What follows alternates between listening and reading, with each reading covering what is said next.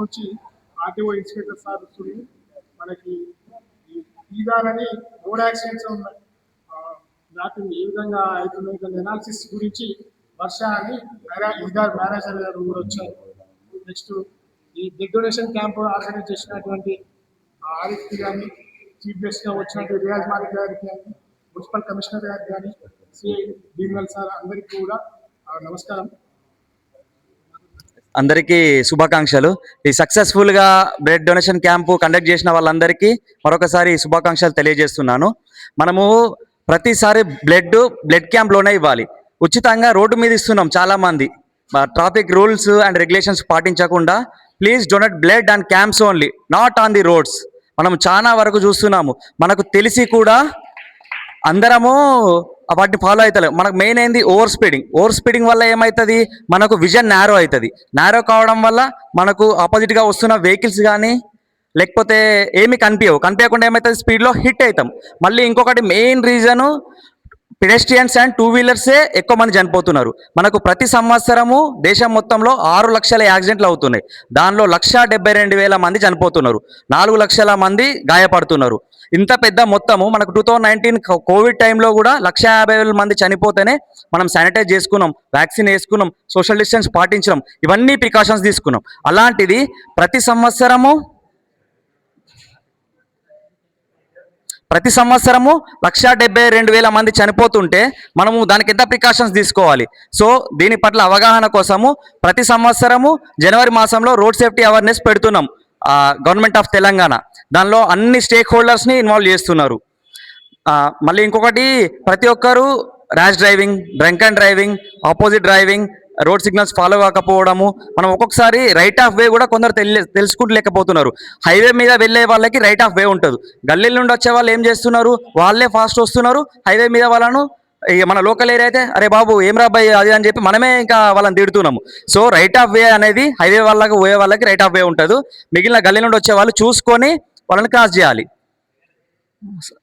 మళ్ళీ ఇంకొకటి, మనం ఈ రోడ్డు యాక్సిడెంట్లు తగ్గించడానికి 4 E's తోని గవర్నమెంట్ ముందుకు వచ్చింది. ఒకటి ఎడ్యుకేషన్లో స్కూల్ పిల్లలకు కరిక్యులంలో యాడ్ చేయడము, మన ప్రజలందరికీ అవేర్నెస్ చేయడం.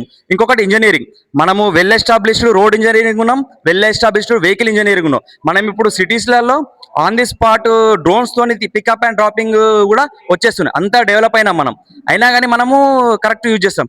ఇంకొకటి ఎన్ఫోర్స్మెంట్, ఇవేం పాటించకపోతే మేము ఎన్ఫోర్స్మెంట్ చేస్తున్నాం. ఇంకొకటి, ఇవన్నీ పాటించినా కానీ కొన్ని క్రిటికల్ సందర్భాల్లో మనకి యాక్సిడెంట్లు అవుతున్నాయి. ఈ యాక్సిడెంట్ అయినప్పుడు మనం ఎమర్జెన్సీలో ఏం చేయాలి, ఫస్ట్ రెస్పాండర్ ఎవరు ఉన్నవాళ్ళు ఇమ్మీడియట్గా రెస్పాండ్ అయితే 60% వరకు విత్ ఇన్ గోల్డెన్ అవర్లో మనం ఆ వ్యక్తిని హాస్పిటల్కి తరలిస్తే 60% ఆఫ్ ఫెటాలిటీస్ని మనం తగ్గించచ్చు. ఇన్ని ఫెసిలిటీస్ ఉన్నాయి. ఇవన్నీ మనం యూటిలైజ్ చేసుకొని రోడ్డు భద్రతలో మన అందరం ఒక భాగంగా మారి మిగిలిన వాళ్ళందరికీ ఈ అవేర్నెస్ని కల్పించి అందరము రోడ్లపై సురక్షితంగా ప్రయాణం చేయాలని కోరుకుంటూ వారికి అందరికీ, అదేవిధంగా భీమ్గల్ ప్రజలందరికీ ఇంత పెద్దగా ఆర్గనైజ్ చేసి ఒక మంచి సక్సెస్ఫుల్గా ఈ బ్లడ్ డొనేషన్ క్యాంపును చేసినటువంటి అందరికి కూడా బయట ఎవరు మాట్లాడి బయటన ఇంత ఆర్గనైజ్ చేసినటువంటి ఈ ఆర్గనైజర్స్ అందరికీ, అదేవిధంగా red cross society, human rights organizations వాళ్ళందరికీ కూడా నా యొక్క హృదయపూర్వకమైనటువంటి కృతజ్ఞతలు తెలియజేస్తున్నాను. ఇంత చిన్న టైంలో కూడా ఇంత సక్సెస్ఫుల్గా ఆర్గనైజ్ చేసినందుకు. అదేవిధంగా సో ఇప్పుడు మనకి ఈ 1 నుంచి అంటే జనవరి 1 నుంచి 31వ తారీఖు వరకు మనకి రోడ్డు భద్రతకు సంబంధించినటువంటి ఉత్సవాలు జరుగుతున్నాయి. ఈ రోడ్డు భద్రత ఉత్సవాలలో భాగంగా మనకి ప్రభుత్వం అనేది చాలా ఇనిషియేషన్ తీసుకొని దీనికి చాలా రకాలుగా ఫండ్స్ అలొకేట్ చేస్తూ ప్రజలను అవేర్నెస్ చేయాలనే ఉద్దేశంగా ఈ road safety awareness programs conduct చేస్తుంది. దీనిలో భాగంగా మీతో ఒక 4-5 విషయాలు పంచుకోవడానికి ఇదే సందర్భం. ఎందుకంటే మనం ఇలా రక్తం ఇస్తున్నాం, ఆ రక్తం అనేది వేరే వాళ్ళకు యూజ్ అవుతుంది. అదేవిధంగా ఈ రక్తం కూడా మనం ఇందాక మన ఏంవే గారు అన్నట్టు ఈ రక్తాన్ని మనం రోడ్ల మీద దారబోస్తున్నాం. ఈ రోడ్ల మీద దారబోయకుండా ఇక్కడ ఇది చాలా సింక్ అయిపోయింది. మనం చేసే కార్యక్రమానికి రోడ్డు భద్రత ఉత్సవాలకు కూడా ఇది కరెక్ట్గా సింక్ అయిపోయింది.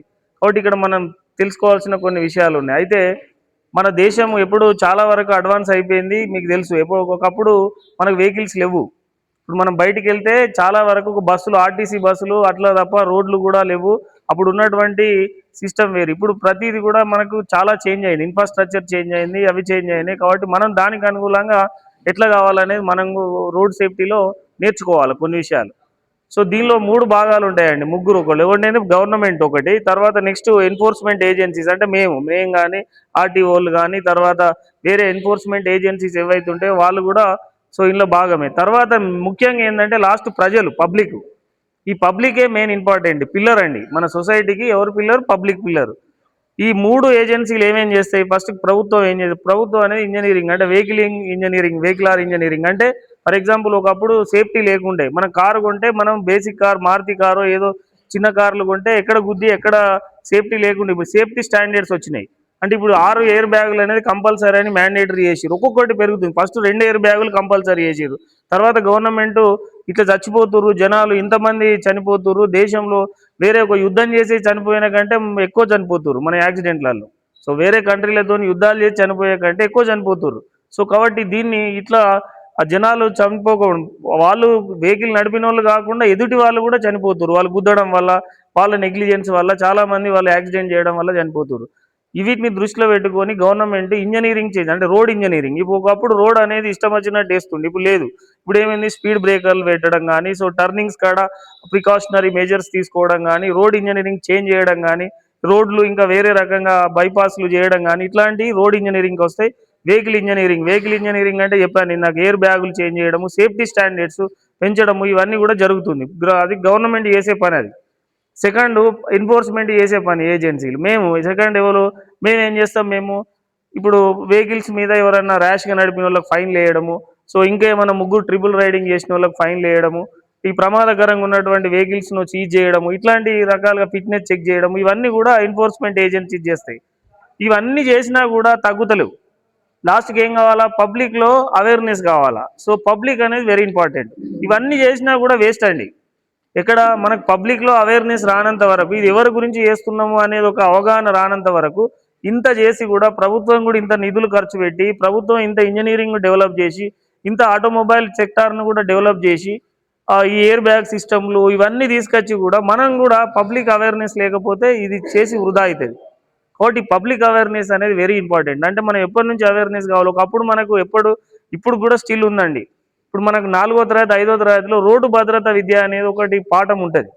సో ఇప్పుడు మనం అందరం చిన్నప్పుడు చదువుకున్నాం. మనం రోడ్డు భద్రత విద్య అని చెప్పేసి మనం ట్రాఫిక్ కానిస్టేబుల్ చేయెత్తితే ఎక్కడ ఆగాలి, ఏం చేయాలి, లెఫ్ట్ ఎటు పోవాలి, రైట్ ఎటు పోవాలని చిన్న పిల్లల నుంచే వాళ్ళొకటి ఇన్కల్కేట్ చేసి ఇక్కడ ఒక వాళ్ళకు అవేర్నెస్ పెద్ద స్థాయికి వచ్చేసరికి అది మనం చిన్నప్పుడు నేర్చుకుంటున్నాం, మళ్ళీ పెద్దగా వచ్చిన తర్వాత మర్చిపోతున్నాం. అదే ట్రాఫిక్ రెగ్యులేషన్స్ మనం పాటించక మనమే ట్రిపుల్ రైడింగ్ పోయి ఇప్పుడు ఏదైతే చిన్నపిల్లగాడు స్కూల్లో నేర్చుకున్నాడో రోడ్డు భద్రత విద్య అని అందరం నేర్చుకున్నాం. చిన్నప్పుడు మనకు సాంఘికలు ఉంటాయి, సోషల్ స్టడీస్లో సాంఘిక శాస్త్రం అని, సోషల్ స్టడీస్ అని. సో దానిలో ఉంటుంది మనకు జీబ్రా క్రాసింగ్ అంటే ఏంది, అప్పుడే నేర్చుకున్నాం మనం. జీబ్రా క్రాసింగ్ అంటే ఏంది, డివైడర్ అంటే ఏంది, ట్రాఫిక్ కానిస్టేబుల్ లెఫ్ట్ చూస్తే ఎట్లా చెప్పాలి, రైట్ చూస్తే ఎటు ఉండాలని చెప్పేసి మన నిబంధనలు అని చెప్పేసి అన్నీ తెలుసుకున్నాం మనం. సో తెలుసుకొని కూడా మనం వన్స్ అడాల్ట్ అయిన తర్వాత దాన్ని వైలేట్ చేస్తున్నాం. సో అట్లా కాకుండా మనము ప్రతి దాన్ని పర్పస్ఫుల్గా చేసుకుని, అది ఎవరి గురించో కాదు, మన పిల్లల గురించి, మన సొసైటీ గురించి, మన సంఘంలో మనం బతుకుతున్నాము. 10 మందికి మనం ఇవాళ బ్లడ్ డొనేషన్ చేసి ఒక హెల్ప్ చేస్తున్నాం, మనం ఒక ప్రాణాలు కాపాడుతున్నాం. అట్నే ఈ విధంగా రోడ్డు భద్రత కూడా పాటించి తప్పకుండా దీన్ని ఒక మంచి ఉద్దేశం కొద్దీ స్వీకరించి అందరూ కూడా ఒక్కరు కాదు మీతోళ్ళు కూడా ఎడ్యుకేట్ చేయాలి. ఇప్పుడు ఇక్కడ 10 మందే ఉన్నారు, ఈ 10 మంది ఇంకొక 10 మందిని చెప్తే ఒక 100 మందికి అవేర్నెస్ వెళ్ళిపోవాలి అని చెప్పేసి ఈ యొక్క రోడ్డు భద్రత వారోత్సవాలను మనం ఇక్కడ నిర్వహిస్తున్నాము. అదేవిధంగా బ్లడ్ క్యాంప్ నిర్వహిస్తున్నందుకు చాలా ధన్యవాదాలు అందరికీ. Thank you.